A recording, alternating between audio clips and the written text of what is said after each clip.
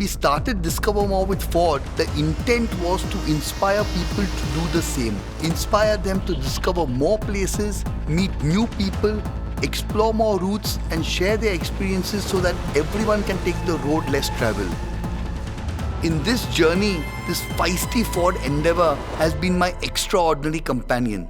In the last leg of the series, I take it along to tame the final frontier. Sit back and watch it conquer treacherous terrain and inclement weather, inspiring to keep discovering more.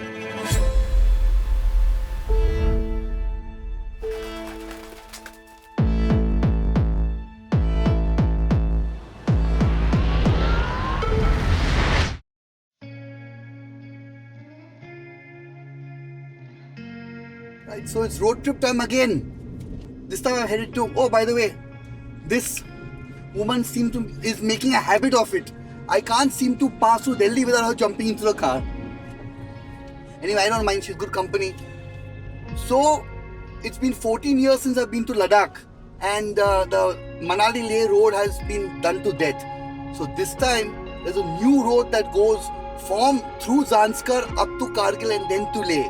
So that is the road we're going to be exploring this time. And I'm quite excited because it's a broken road and full of adventures, river crossing and boulder fields and glaciers and all that. So, but for now, we were enjoying the smooth tarmac on the drive from Delhi towards Manali. I didn't want to get into the mayhem of Manali, so this road trip's first halt was at a secluded property 10 kilometers from Nagar in the Kulu district. The sun had already set by the time we got there. But the car's bright headlights and precise steering gave me the confidence to drive down the narrow dirt trail to the homestead in pitch darkness.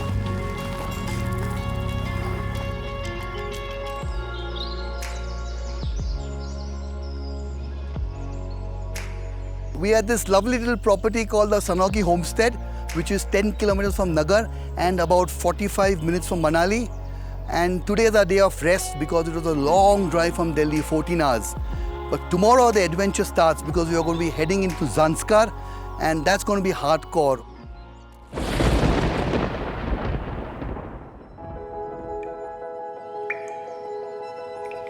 The next morning, I was quite taken aback to see the incline of the trail and we were fully loaded. Still, it was no biggie because the Panther engine made the ND as sure-footed as Jungle Book's Bagheera as I drove the steep forest track up to the tarmac. What forests are these? Oh, Devdar. Devdar. But not pine? No. I think they're Devdar.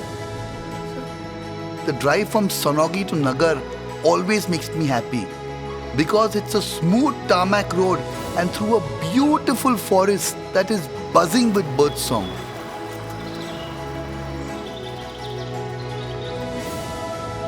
The Atal tunnel that cuts through mountainous mass below the Rohtang Pass makes it possible to race the rain and beat it from the districts of Kullu to Lahore.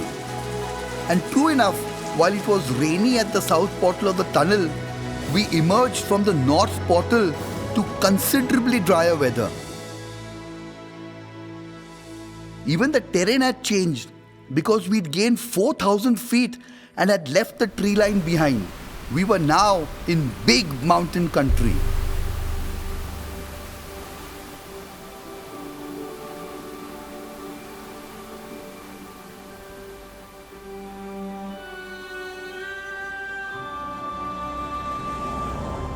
We arrived into Jispa and took an acclimatization break at the Gemur Khar. This comfortable lodge stands on the site of an old manor house that was once the last outpost on the caravan trail connecting India to the Silk Route. Traders and explorers halted here to prepare themselves for the arduous journey ahead through Zanskar, Ladakh and the Karakoram Pass.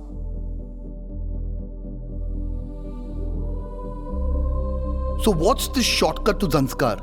We're here at Jispa, and if I wanted to drive to Padum in Zanskar, I would have to go via Leh and Kargil, distance 780 kilometers. But at Darcha, 13 kilometers from here, there is an ancient caravan trail that crosses the Zanskar range and goes to Padum. Distance just 135 clicks.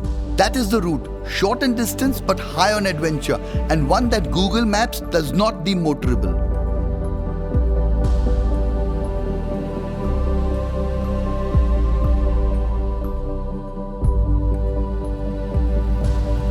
The clouds and rain had caught up with us the next day as we headed out towards the Shinkula. Yet, I was quite sure that we'd outrun the rain and outclimb the clouds as we ascended up to the pass. Soon the smooth tarmac that had been my faithful companion all the way from Bombay parted ways with me. And it also turned out that the weather wanted to game on, and sleeting rain turned into flurries of snow. Traversing any high-altitude Himalayan pass is not without risk. But today it was compounded because the incessant rain had turned mud into slush and rocks were coming loose. It would be correct to say that at times the python of fear started to uncoil in my stomach, because as we climbed higher, the weather went wilder. My constant reassurance though was the knowledge that the car I was driving would keep calm and carry on.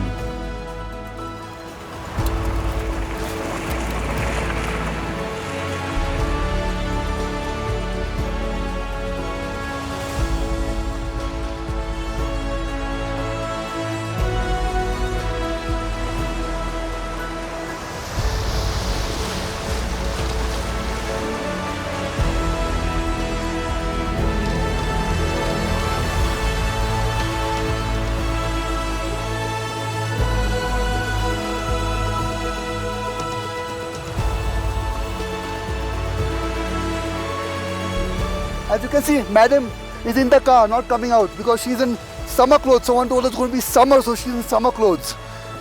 We're at the summit of the Shinkula Pass, 16,580 feet, and you can see it's snowing. This icy particles of snow are hitting my face, and it started snowing about 5 kilometers down, so the whole road was snowed out, and the road was slippery, muddy, slushy. But this car managed pretty well, even with a full load of luggage as well as 4 people. But because it's so high, I don't want to spend a lot of time over here, and I want to get down before the roads ice up.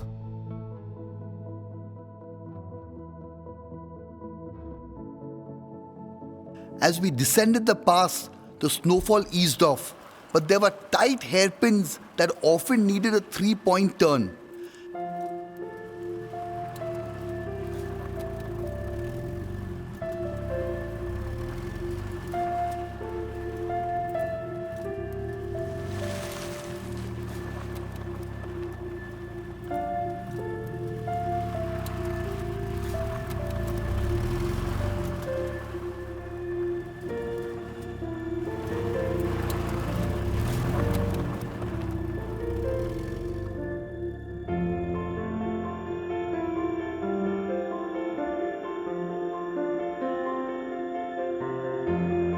And when the valley at the base of the pass finally came into view, my jaw dropped halfway down to Manali.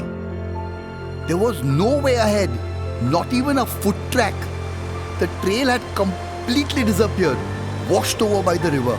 It seemed that Google Maps was right after all. There was no possible path to Padum. I think my face reflected my disappointment and despair.